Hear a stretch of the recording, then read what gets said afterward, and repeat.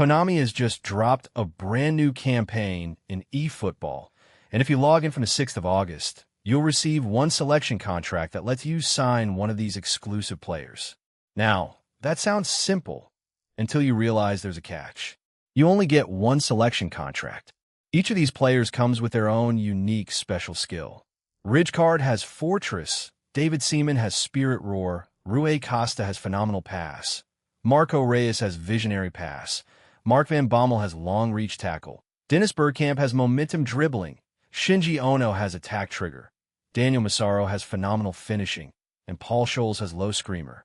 So the big question is, which player should you actually pick? In this video, I'll break down every single card, explain what each special skill brings to the table, and help you decide which player gives you the most value before you use your one and only selection contract. By the end of this video, you'll know exactly who I'd choose and whether your choice is the right one. Let's get started. All right, let's take a look at the players. Remember, you only get one selection contract, so every choice matters. I'm going to go through each card one by one, explain what their special skill actually does, who they're best suited for, and whether I think they're worth spending your contract on. As we go through the list, try to think about your own play style.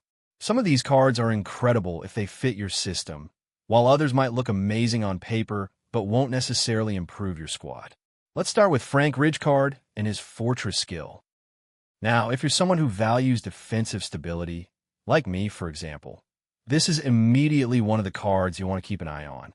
Fortress is a special skill that activates when your team is in the lead, giving your defense an extra boost when it matters most. It's the kind of skill that can help you close out tight games and make life incredibly difficult for your opponent. And when you combine that with Ridgecard stats, you start to see why this card is so appealing. He comes with 95 defensive awareness, 93 defensive engagement, 92 tackling, and 92 aggression, making him one of the strongest defensive midfielders in this campaign. On top of that, he has 87 physical contact, 90 stamina, 86 speed, 89 low pass, and 87 lofted pass, meaning he isn't just a ball winner. He can also start attacks and keep the game flowing from deep. Standing at 190 centimeters, with aerial superiority, blocker, interception, man marking, and fighting spirit, he's built to dominate both on the ground and in the air. On paper, this is an outstanding all-round defensive midfielder. But the real question is Fortress enough to make Frank Ridgecard the best use of your only selection contract? Let's dive deeper into his overall package and see whether he's truly one of the standout picks in this campaign. Now, one comparison I have to make is with the free Epic Ridgecard that many players got from the Daily Game Box. To be honest, the differences aren't massive. This new Ridgecard has better aerial ability with my progression, making him even more reliable when dealing with crosses, corners, and long balls. The trade-off is that he has slightly less physical contact than the free Epic version, so you'll notice a small drop in shoulder-to-shoulder strength. Passing is another area where this card performs well. With 89 low pass, 87 lofted pass, and the through passing skill, he's more than capable of starting attacks from deep and playing those defense-splitting passes into your forwards. Another thing I really like is his versatility. Even though he's a destroyer DMF, you can comfortably play him at center back if you're looking for a strong, aggressive defender who can win the ball and distribute it well. So, would I recommend spending your selection contract on him? If you already own the free Epic Ridgecard from the Daily Game Box, I'd probably tell you to look at some of the other players in this campaign first, because the upgrade isn't game-changing. However, if you don't have that free Epic Ridgecard and you're looking for a top-quality defensive midfielder or even a reliable center back, then this card is definitely one I can recommend. He'll strengthen your defense immediately and is a player you can rely on for a long time. Next up, we have David Seaman, and he's the only goalkeeper in this selection contract campaign. He comes with a unique Spirit Roar skill, which could be a real difference maker in clutch moments. Looking at his goalkeeping stats, they're exactly what you'd want from a top-tier keeper. He has 96 GK awareness, 98 GK catching, 96 GK parrying, 94 GK reflexes, and 93 GK reach. Those are elite numbers that allow him to make consistent saves and deal comfortably with crosses and powerful shots. One thing I really like about this card is his 98 catching. That means instead of parrying the ball back into dangerous areas, he's much more likely to hold onto the ball and in the attack immediately. Now let's talk about Spirit Roar. This skill activates after your goalkeeper makes a big save, giving your team a temporary boost in momentum. It's one of those abilities that can completely change the flow of a match, especially in close games where one save can keep you alive. So, would I recommend spending your selection contract on David Seaman? Well, that depends on your squad. If you're already using one of the top epic or big-time goalkeepers, I don't think Seaman should be your first choice because the outfield players in this campaign probably offer more value.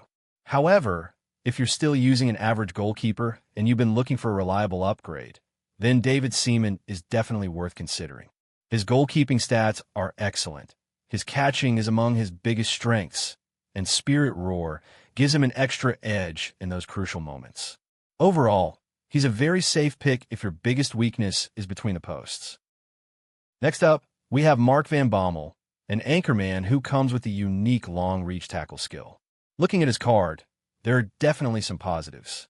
Defensively, he looks very solid with 92 defensive awareness, 92 defensive engagement, 94 tackling, and 95 aggression. He also has 87 speed, which is excellent for a defensive midfielder and allows him to cover a lot of ground. His passing is another strong point. With 92 low pass, 89 lofted pass, plus through passing, one-touch pass, and weighted pass, he's more than capable of building attacks from deep while keeping possession under pressure. Now, here's where I think this card falls a little short. For an anchorman, I expected his physical contact to be much higher than 84. That's a bit disappointing because physical strength is one of the key attributes you'd normally want from a player in this role. He also has relatively low 79 acceleration, so while he can reach a good top speed, he won't explode into challenges as quickly. If you decide to use this card, one thing I'd recommend is sacrificing a few points from his defensive build and investing them in a physical contact. I think that makes him a more complete defensive midfielder and complements his long-reach tackle skill much better. So, would I recommend him? If you've only been playing eFootball for a few weeks and you're still building your squad, then yes. Mark van Bommel is a solid option who can definitely improve your midfield. However, when I compare him to the other defensive midfielder in this selection contract campaign, Frank Rijkaard, I think Rijkaard offers more overall value. Between the two, Rijkaard would still be my first choice. Overall, Van Bommel is a decent card, but for me, he doesn't quite reach the level of Rijkaard in this campaign. Now, let's switch our attention to one of the most creative players in this entire campaign, Marco Reus. At first glance, this card looks incredibly exciting, and the biggest reason for that is his unique visionary pass skill. If you're the kind of player who loves unlocking defenses with perfectly weighted through balls, this is definitely a card you'll want to pay close attention to. The first thing that caught my eye was his 95 offensive awareness. That's an exceptional number for a winger, meaning he'll constantly find dangerous pockets of space and make intelligent attacking runs. His technical ability is also outstanding, boasting 96 ball control, 92 tight possession, 90 dribbling, and 92 balance. On the ball, he's exactly what you'd expect from Marco Reus. Smooth, composed, and incredibly enjoyable to use. Now, there was one thing I wasn't completely sold on, and that's his pace. Personally, I wanted him to feel a little quicker, so I sacrificed a few dribbling points to boost both his speed and acceleration. For me, that's a trade-off that's absolutely worth making because it turns him into a much more threatening winger. Then there's the headline feature, Visionary Pass. This isn't just another flashy skill. If you enjoy quick 1-2s, defense splitting through balls, and creating easy chances for your striker, this ability can completely change the way your attacks flow. So, would I spend my selection contract on Marco Reus?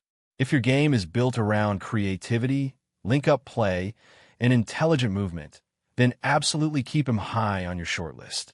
But if you're looking for an explosive winger whose main job is to outpace defenders down the line, there may be better options elsewhere in this campaign.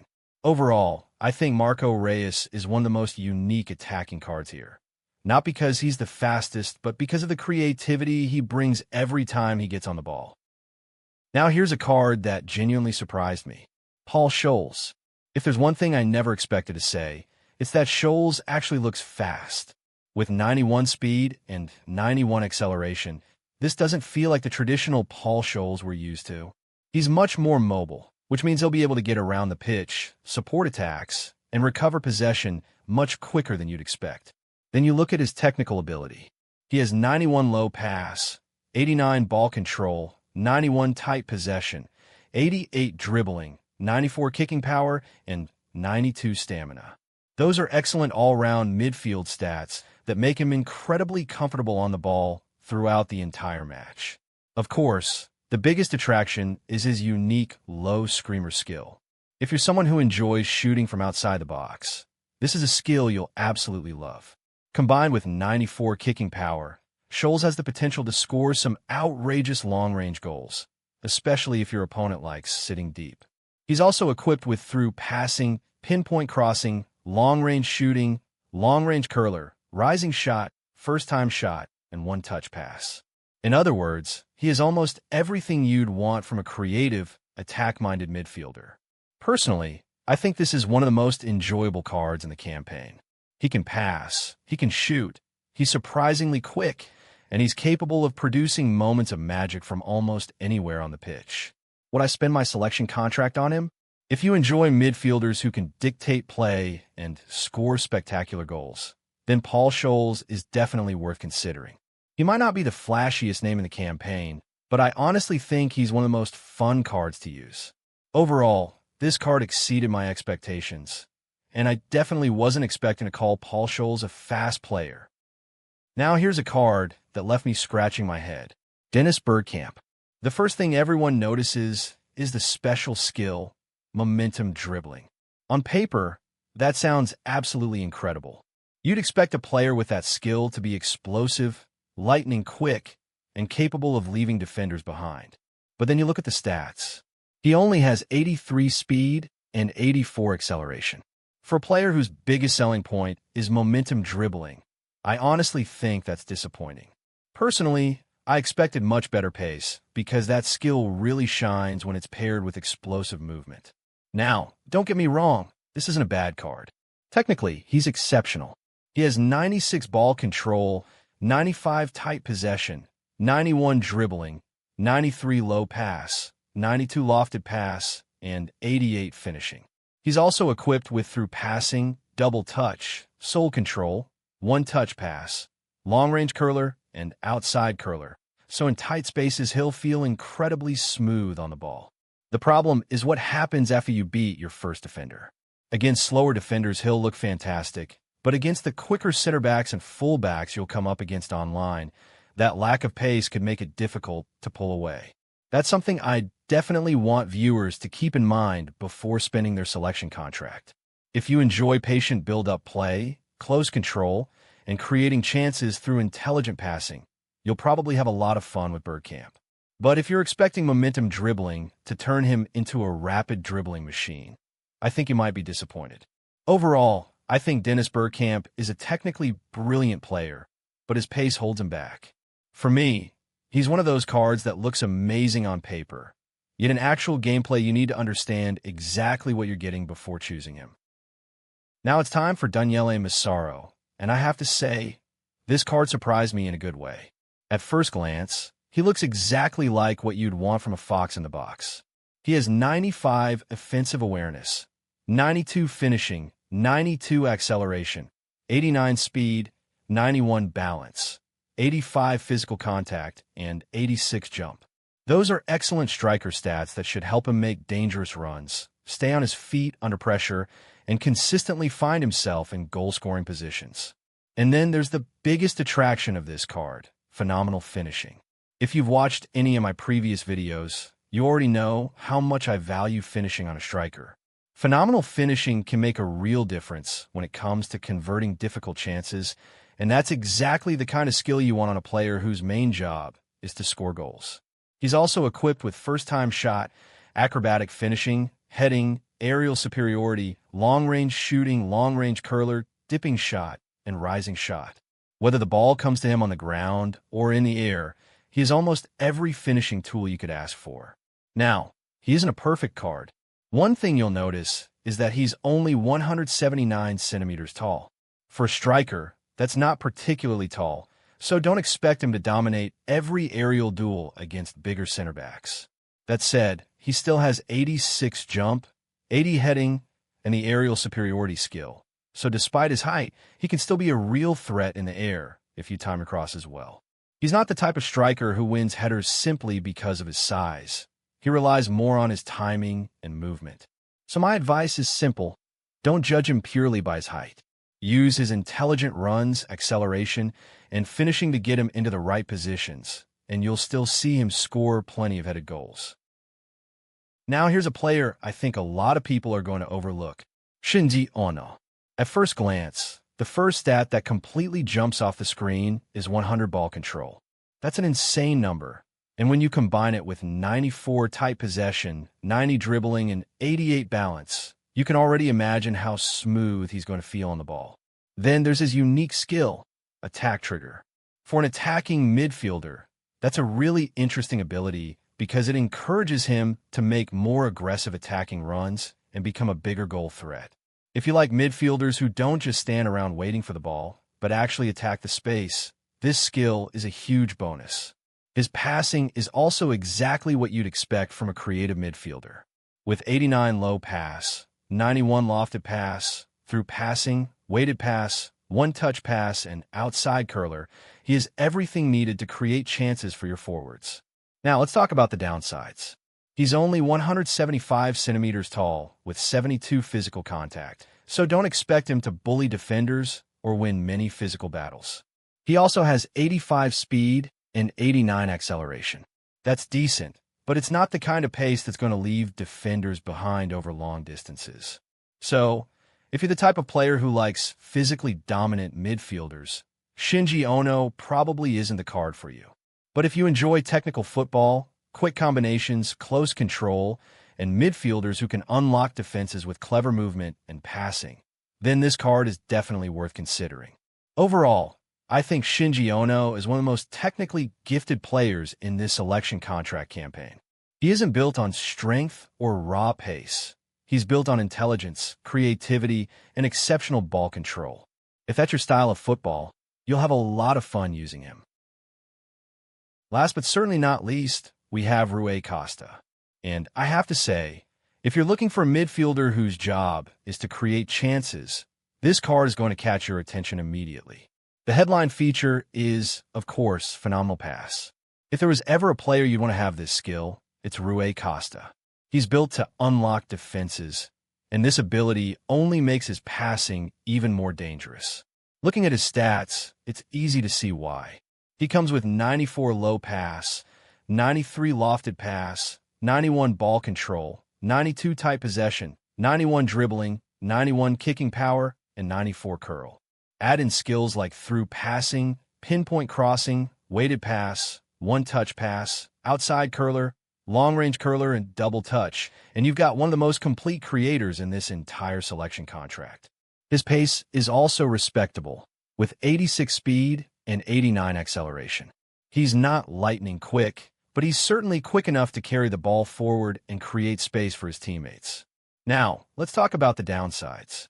The biggest one for me is his classic number 10 playstyle.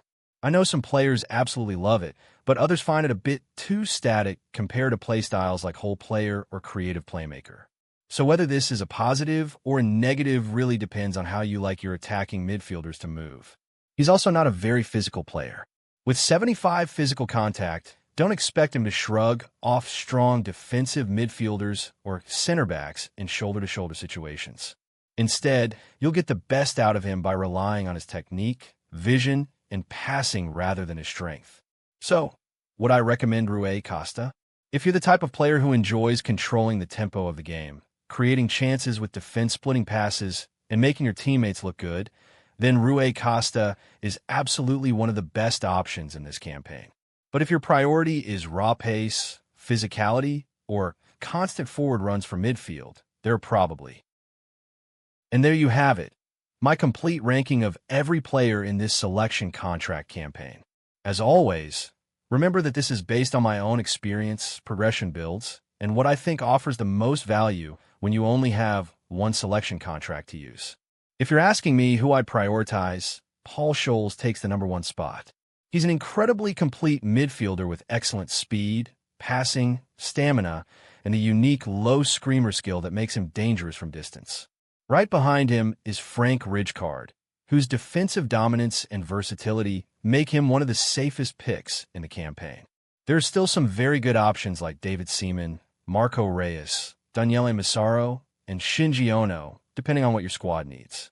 On the other hand, players like Dennis Bergkamp, Mark van Bommel, and Rui Costa are still solid cards. But in my opinion, they're a little harder to recommend over the higher-ranked options when you only get one chance to choose. At the end of the day, don't just pick the player with the flashiest special skill. Pick the one that actually improves your team the most. That's what this selection contract is all about. Let me know down in the comments who you're planning to redeem with your selection contract. And if your ranking looks different from mine, I'd love to hear your reasons. If you enjoyed the video or found it helpful, don't forget to leave a like, subscribe for more eFootball content, and I'll catch you guys in the next one. Peace. Before I wrap up the video, there's one player I need to mention, Rio Ferdinand.